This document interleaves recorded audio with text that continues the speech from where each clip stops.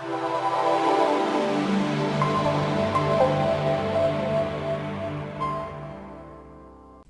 guys, this is the OnePlus 3. Finally, it's out. I got to try it and play around with it, and now I'm going to do a review on the OnePlus 3, the latest release of a OnePlus phone.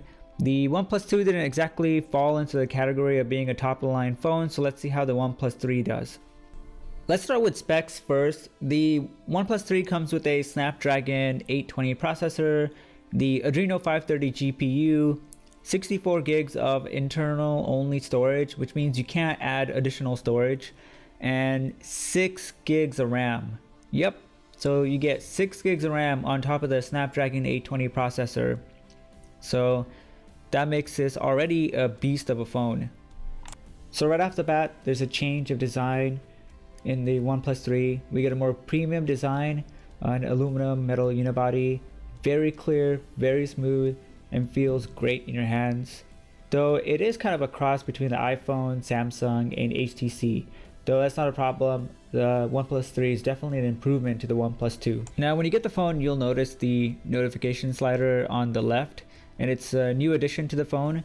You can use it to switch between silent, priority notifications, and all notifications. And you also get the volume rocker at the bottom. This is something reminiscent of what you have available on the iPhone, so it is pretty useful to be able to silence your phone when you need to. On the other side, you'll notice we have the dual SIM tray, but this doesn't double as a micro SD slot, so you're stuck with the 64 gigs. Then we have the power button at the bottom. There's nothing on top of the phone, everything's located at the bottom. We have the headphone jack at the bottom, we have the USB Type-C port, and the speaker grill. So it does look kind of like an iPhone. On the back we have a 16 megapixel camera, and you'll notice that it's raised, so there's a bump. And the older models didn't exactly have this. The back of the phone was finished and aligned, so you wouldn't notice any bump in the camera. I guess it's personal preference. I prefer not to have the bump. I don't like the camera raised at all. We get a great display with the OnePlus 3. Has a 5.5 inch Full HD AMOLED panel, though no QHD. It does make the phone smaller and more compact. It's brighter and more colorful than the OnePlus 2. What the company has done is they've turned the display into an optic AMOLED, which puts an importance on blacks and reds, which is supposed to be better for viewing experience, but I can hardly tell the difference. It's a great display to watch movies, shows, and play games on though. So everything is mostly crisp, colorful, and detailed. I stream YouTube videos and Netflix, and everything's smooth, obviously because of the 6 gigs of RAM and Snapdragon 820 processor. So watching movies and shows, playing games is great on this phone. It's pretty smooth, colorful, detailed, bright. You can run top-of-the-line power hoarding games that require lots of high-end specs pretty comfortably, and that's because that's what you get off this phone. So this is one of the greater qualities of the phone. It also has a dual polarizing layer, which makes it easier to view in sunlight, so it did a really good job while using the phone outside. The OnePlus 3 has a really good camera. You get a 16 megapixel camera with auto HDR, face detection, autofocus, electronic image stabilization, HD mode, and dynamic denoise. So you can take really great photos right off the bat without having to modify any settings. If you don't know how to do that, then don't worry, it'll take good photos. Though I did notice that some of my photos were blurry. It might have something to do with the dynamic denoise, so you might run into this issue if you have this phone, and occasionally you might get blurry photos. You can capture photos in RAW format and have more control over settings. You get panorama, manual, video, and slow motion modes. In manual, you can set the ISO, you can set the white balance, and set the shutter speed to how you like. And you have a lot of flexibility to move around and take the kind of photos that you want. Yes, you can shoot 4K video on the OnePlus 3, though it is set to 1080p by default. 4K video quality is excellent, sharp, and packed with detail.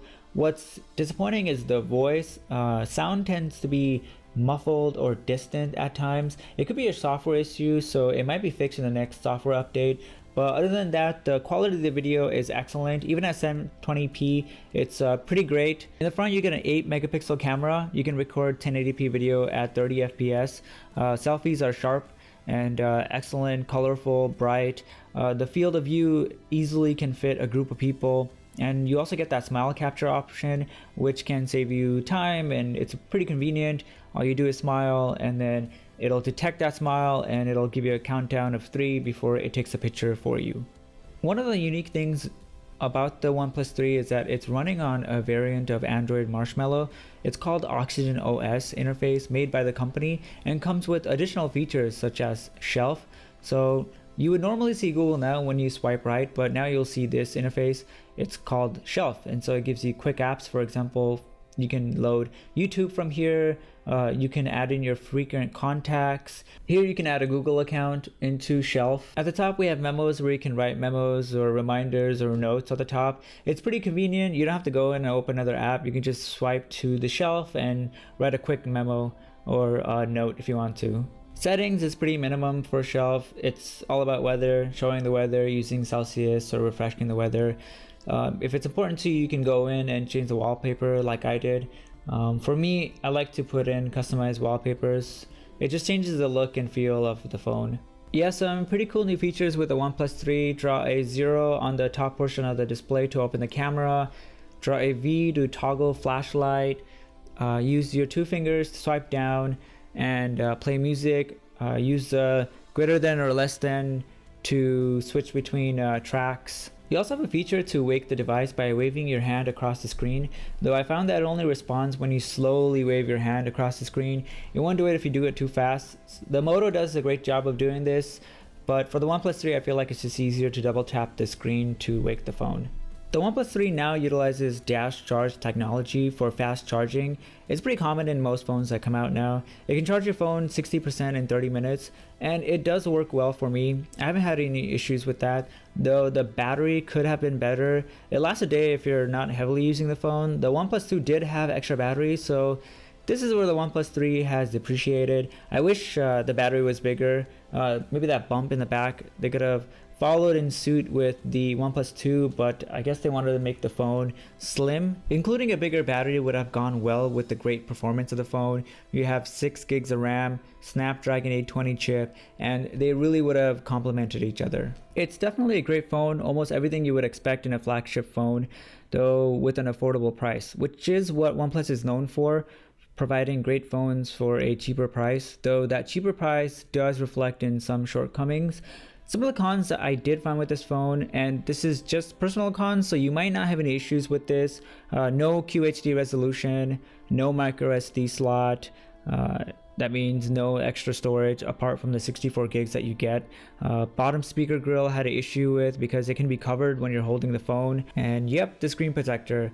I'm happy that it came with a screen protector. Not a lot of phones do that, and I'm really bad when it comes to putting screen protectors on my phone, so I was happy when it came with it, but I wasn't happy because it didn't cover the entire screen. The sides were a little bit out.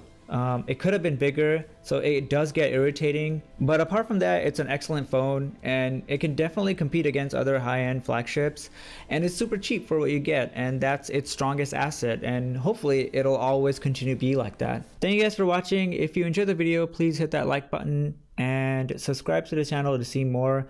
We also have the unboxing of the OnePlus 3, so if you want to see that, hit that little box on the top and check out the unboxing video for the OnePlus 3. Thank you guys for watching, and see you guys next time.